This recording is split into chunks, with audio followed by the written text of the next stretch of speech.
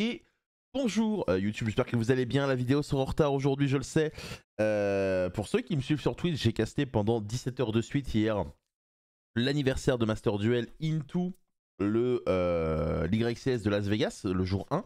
Le jour 2 de l'YCS de Las Vegas en 3v3 se déroule ce soir à partir de 19 h sur Twitch. On sera ensemble jusqu'à 4-5 h du matin, donc n'hésitez pas. Si vous voulez passer voir de la compétition, ça va être sympa. Hier, on a vu de très très beaux matchs et c'est une des premières réponses qui a apporté à la méta, donc c'est vraiment très très cool. Tout ça pour dire qu'aujourd'hui, on va partir sur la vidéo des 5 guerriers qui ont le plus traumatisé la méta sur Yu-Gi-Oh! Alors évidemment, j'ai regardé un peu, il y a énormément de guerriers, c'est un type qui est extrêmement riche, il y a énormément de monstres, donc là ça va être très personnel et je vous invite à réagir en commentaire et à me dire ce qui vous a impacté. Vous le voyez aujourd'hui dans le maillot du PSG, on joue contre Rennes à 17 h, forcément il faut que je regarde ça. Donc n'hésitez pas à me partager votre ressenti, pensez à vous abonner également, on est bientôt aux 4000, il nous reste encore 4 jours de vidéos, j'espère qu'on ne voudrait pas pour le retard, vous comprenez, regardez ma tête, je suis KO total.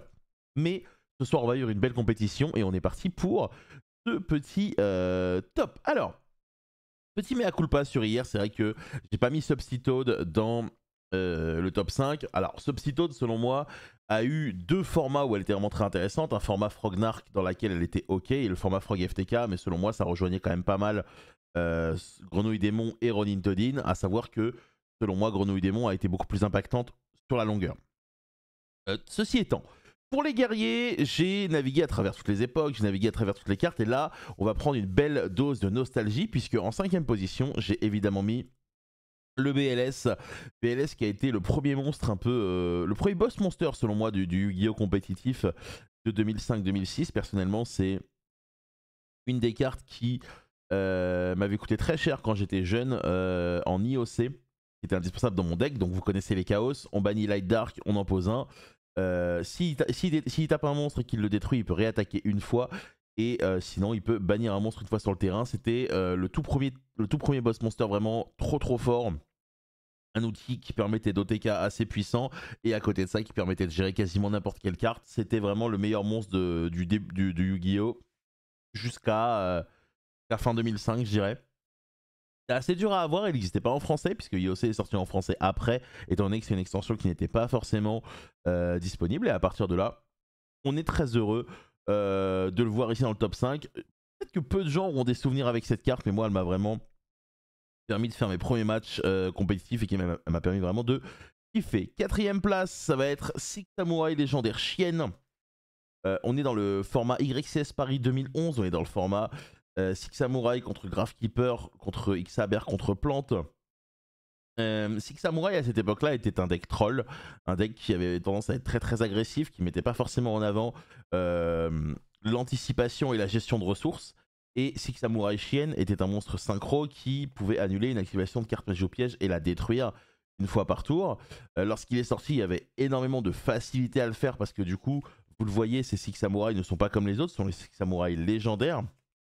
Et donc, ils sont sortis avec Kageki et Kagemusha qui permettaient de le faire directement. Alors évidemment, si vous faisiez Kageki Kagemusha pour Chien, vous faisiez un -1 parce que vous perdiez une ressource. Et donc, le fait d'annuler rattrapait. Mais si jamais vous le combiniez avec Union des Six Samurai ou alors encore plus tôt, avant qu'il soit totalement limité / ban Portail des Six Samurai, c'était vraiment très bien. Six Samurai Chien était vraiment une carte exceptionnelle. Quand on l'a combiné avec le Magatama qui annulait, c'était le contre-piège qui annulait quelque chose pour la détruire, c'était vraiment très fort. Et du coup, j'ai eu énormément de souvenirs avec cette carte. Et selon moi, elle méritait sa place dans le top 5. Évidemment, pas forcément en première place. Parce que pour moi, il n'y a qu'un seul guerrier qui domine le monde. Mais voilà, on va le mettre en 4ème. 3ème podium, Necros de Brionac. Necros de Brionac qui est un guerrier qui a fait marcher un des decks rituels les plus populaires de l'histoire du jeu en 2015.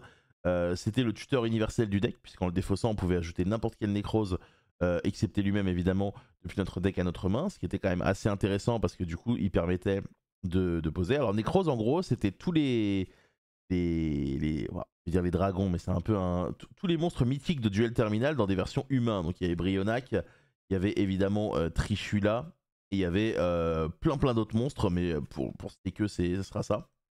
Et donc du coup Brionac, en plus d'être un tuteur universel, avait la faculté sur le terrain de pouvoir bounce directement des monstres invoqués SP. Il était beaucoup trop fort.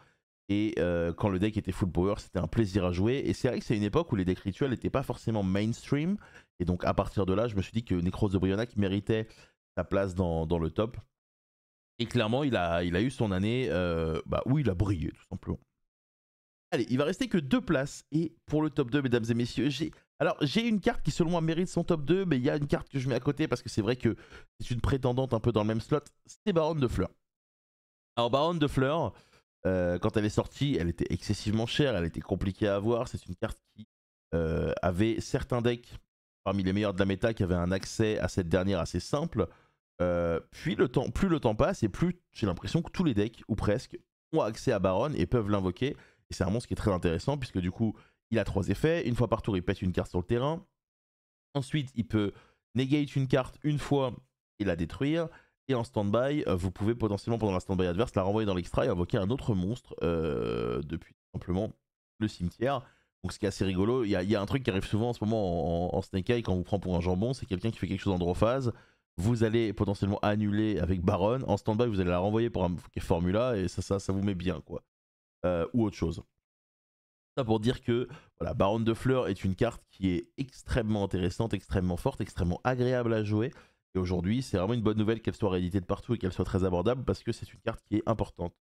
À côté de ça, je ne me voyais pas ne pas citer une carte qui vient de sortir, qui est relativement récente, mais une carte qui, selon moi, mérite quand même cette place parce que du coup, elle existe. C'est SP Petite Chevaleresse. SP Petite Chevaleresse, aujourd'hui, c'est la carte qui fait énormément débat dans la communauté parce que quel que soit le deck que vous jouez de manière générale, vous êtes un peu obligé de l'avoir. Il faut 2 monstres à effet pour la faire. Lorsqu'elle est invoquée par lien, en utilisant un monstre de l'extra deck, elle va bannir une carte, mais vous pouvez pas attaquer direct. Et à côté de ça, elle a cet effet rapide un peu traumatisant qui permet de la bannir et de bannir, un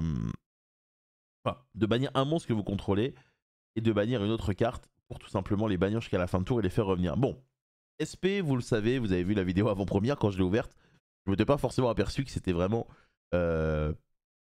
une carte exceptionnelle. Et aujourd'hui, vraiment, le prix de cette carte et la difficulté de la récupérer à l'unité, surtout que je ne sais pas trop si dans les magasins il y a encore du Agov, l'extension Agov. Je ne sais pas à quel point c'est difficile à récupérer, mais ce que je sais, c'est que cette carte, elle est vraiment extraordinaire et qu'elle est vraiment très forte. J'espère, pour le coup, qu'on va avoir une réédition, parce que voilà, ces deux cartes sont importantes dans l'extra deck, et c'est vrai que c'est un peu dommage de se dire qu'elle n'est pas forcément accessible pour tous les joueurs. Et du coup, il va rester le top 1. Qui est le top 1? Qui est le guerrier qui, selon moi, a le plus traumatisé la méta? Le guerrier mythique, le guerrier qui parle à toutes les générations de joueurs de Yu-Gi-Oh! Le guerrier qui, devant Chien, devant BLS, devant Brionac, devant Baron, devant SP, c'est évidemment Herman, hein, mesdames et messieurs. Évidemment, Herman est, je pense, une des cartes les plus emblématiques du jeu.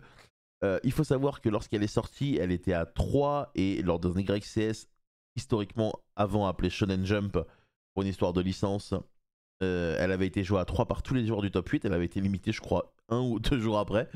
Carte vraiment exceptionnelle qui a permis pendant des années et des années d'avoir un splash. Donc un splash, c'est une mini engine héros dans tous nos decks compétitifs parce que du coup, on avait pu le combiner avec les héros de la destinée, avec Destiny Draw. On l'a combiné avec pas mal de choses. Même aujourd'hui, dans les decks héros, ça reste une carte qui peut être jouée, qui a voire même est jouée hein, avec E-Hero Live et tout. Herman, il avait 2 effets. Son premier, c'était le plus intéressant et le plus utilisé. C'était le fait de tutoriser et d'aller chercher n'importe quel héros depuis notre deck à notre main quand on l'invoquait. Le deuxième était utilisé un peu moins souvent, pardon, puisqu'il détruisait un nombre de magie pièges sur le terrain inférieur ou égal au nombre de héros qu'on contrôle, et à savoir que ça ne target pas, donc l'adversaire était obligé de répondre et on pétait après. Quoi. Donc c'était vraiment une carte qui était très très intéressante. Personnellement, je l'ai joué aux France que j'ai gagné, je l'ai joué au Millennium, je l'ai joué au Fortune Tour. Donc ça fait déjà 3 nationaux dans lesquels il était dans mon deck. C'est quand même relativement beaucoup. Il aura vécu énormément de temps dans les meilleurs decks de la méta. Et par contre, à le contrario, aujourd'hui, il est pas forcément dans les meilleurs decks de la méta. Mais quelle que soit la génération d'où vous venez, vous connaissez ce monstre, vous en avez entendu parler. J'ai du mal, hein, les 17 heures de stream m'ont fait mal. Donc vraiment, carte exceptionnelle. Évidemment, il y a des débats. Quelle est la meilleure rareté d'Herman? Est-ce que vous préférez la Starlight ou l'Ultimate? Moi, j'avoue que je suis plus Team Starlight, mais l'Ultimate est quand même magnifique. Du coup, c'était mon top 5 des guerriers. N'hésitez pas à me partager dans les commentaires si vous êtes simplement d'accord ou pas avec moi, s'il y a peut-être un peu d'une petite coquille, un petit oubli qui moi m'a peut-être pas marqué mais qui vous a marqué, pensez à vous abonner évidemment, c'est un soutien énorme, c'est vraiment merci à tous. Et rendez-vous à 19h sur Twitch jusqu'à 5h du matin pour commenter le D2 de l'YCS Vegas. On a plein de jours en course et la méta est vraiment excellente. Hier on a eu du Jubel contre du Voiceless Voice, c'était incroyable. Prenez soin de vous, des bisous et à demain.